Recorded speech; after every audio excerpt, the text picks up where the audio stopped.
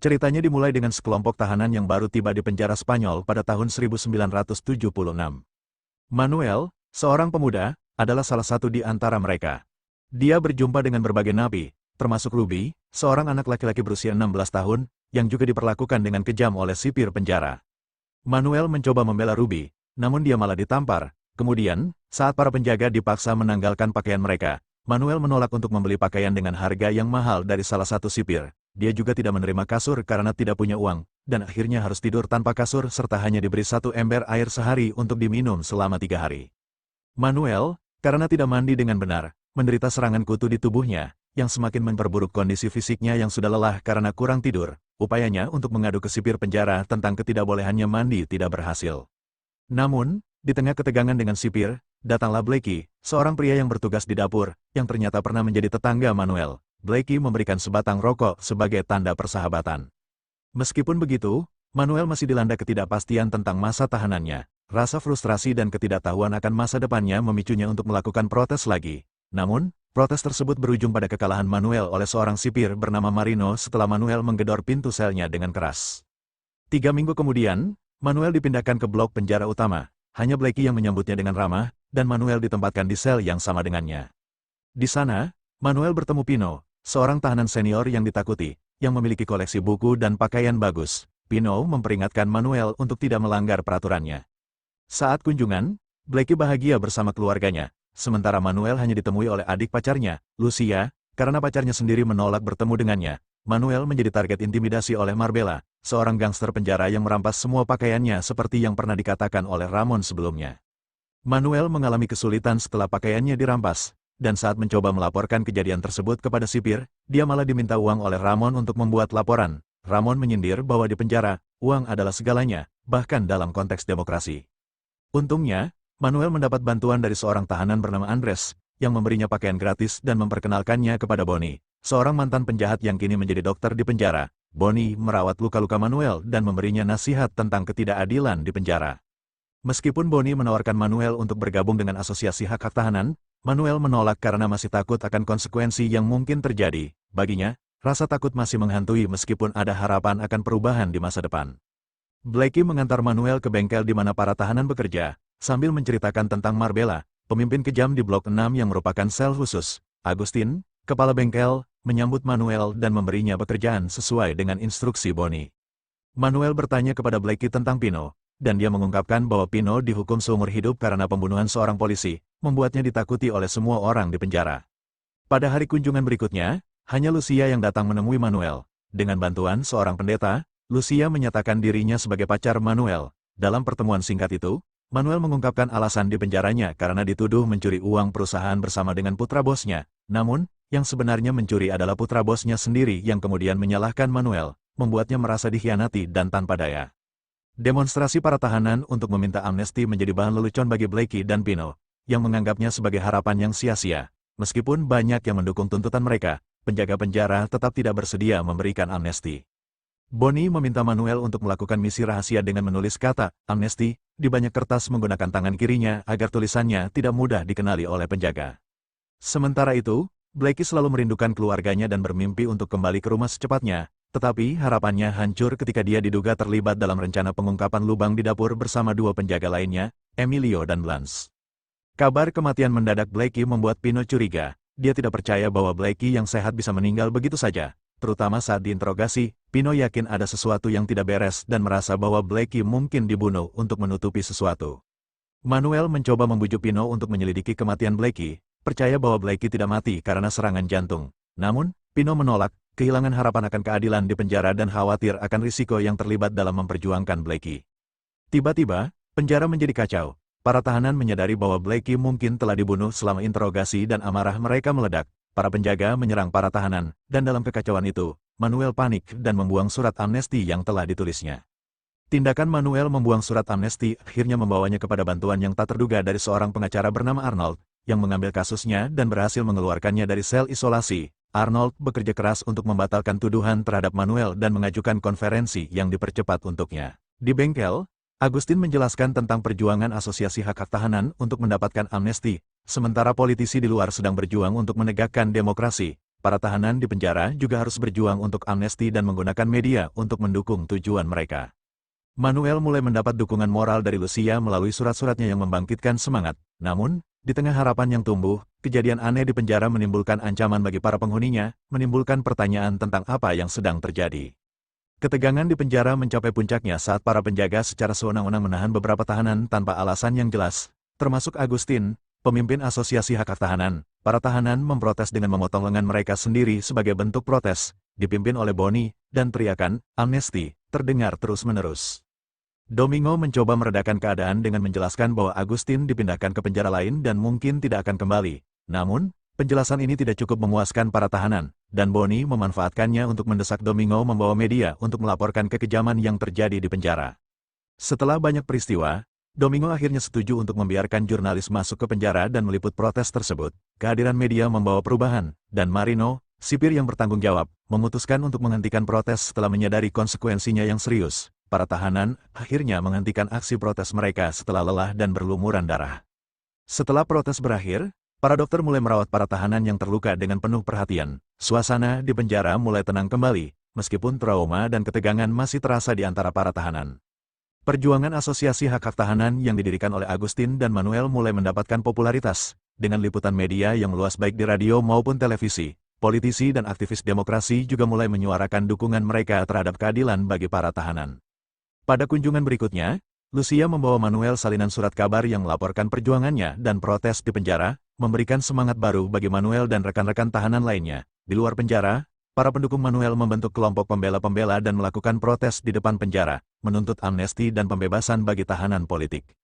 Salah satu aksi yang menarik perhatian adalah ketika para pengunjuk rasa melepaskan ayam yang membawa kain bertuliskan, amnesti, ke dinding penjara. Para penjaga yang panik mengejar ayam itu, dan kejadian itu memberikan sedikit momen keceriaan di tengah suasana yang tegang. Perubahan sikap Pino yang sebelumnya cuek terhadap perkelahian di penjara menjadi terkesan dengan keberanian Manuel dan anggota Asosiasi Hak Tahanan dalam memperjuangkan hak-hak mereka, mendorongnya untuk bergabung sebagai anggota baru PRA. Sebagai anggota baru, Pino menunjukkan semangat tinggi dengan mengusir Campos dan rekannya, yang dikenal sebagai mata dan telinga, para penjaga, dari blok mereka. Aksi ini disambut dengan tepuk tangan meriah oleh para tahanan lainnya.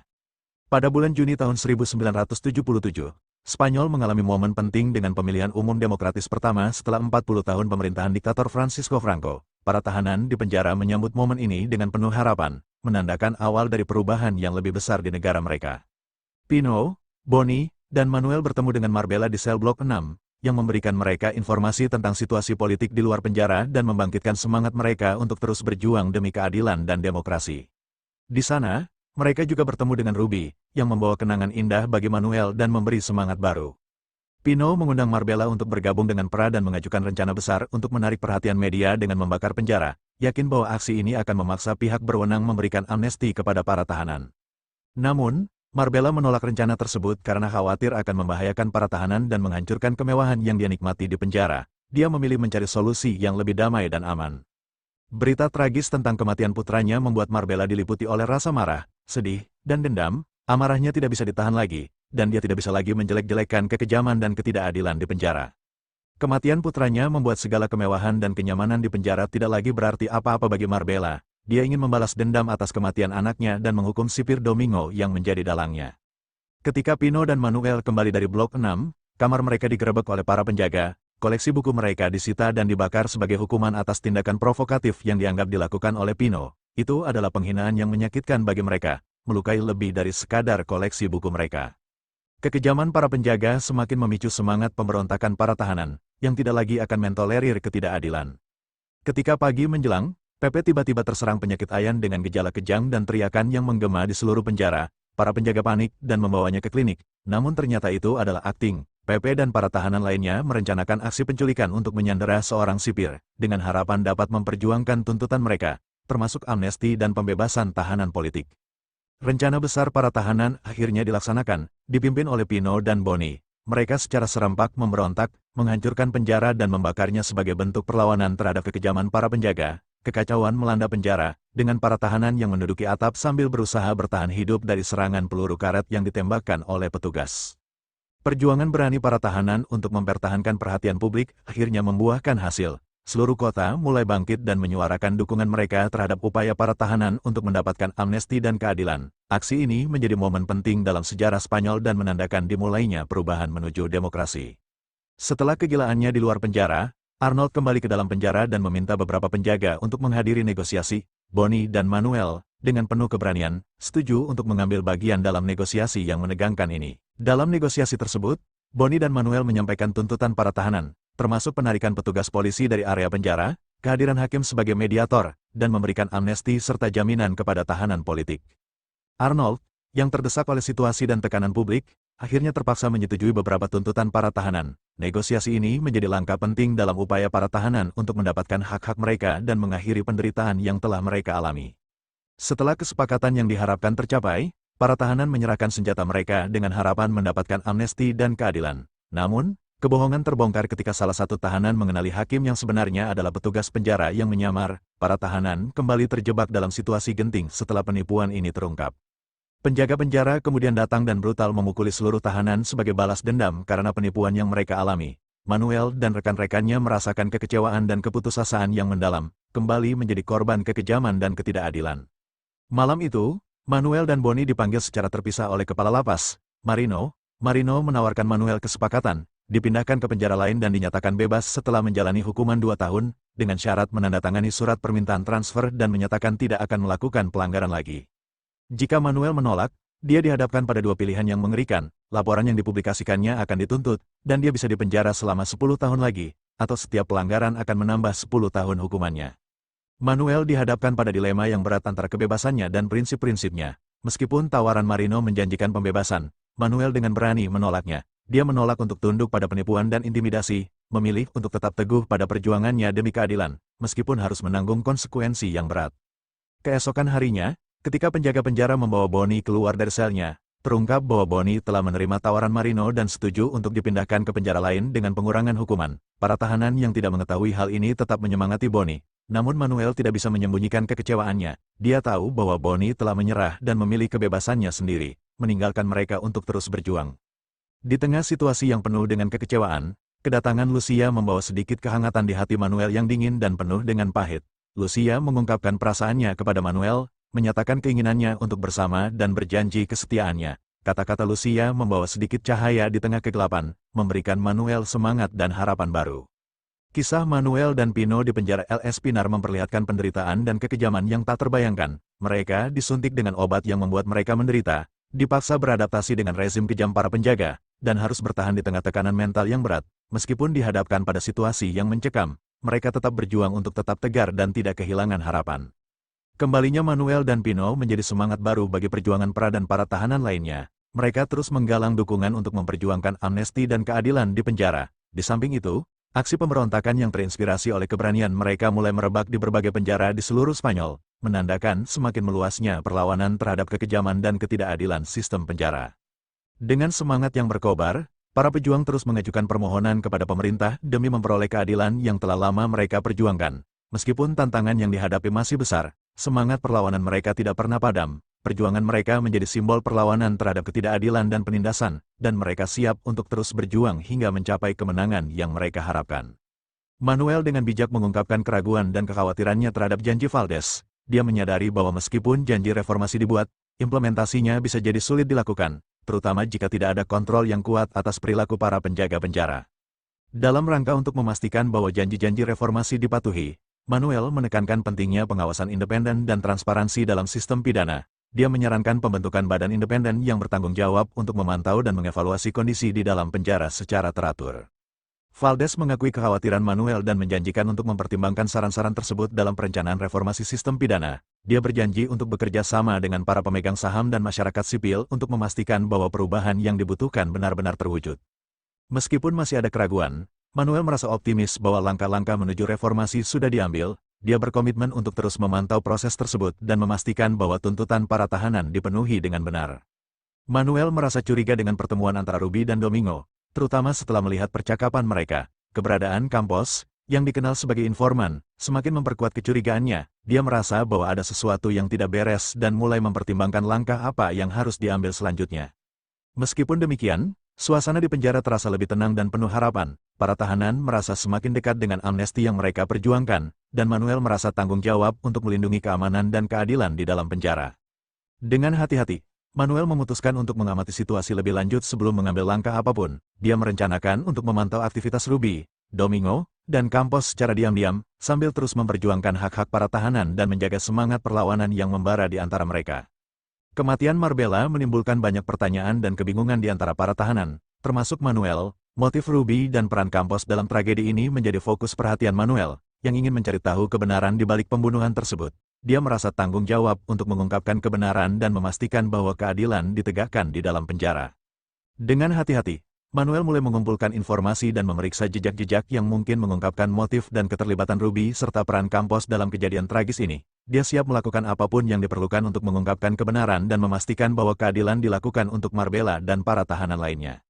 Kebenaran tentang kematian Marbella membawa Manuel pada perasaan campuran antara keputusasaan dan keinginan untuk mencari keadilan.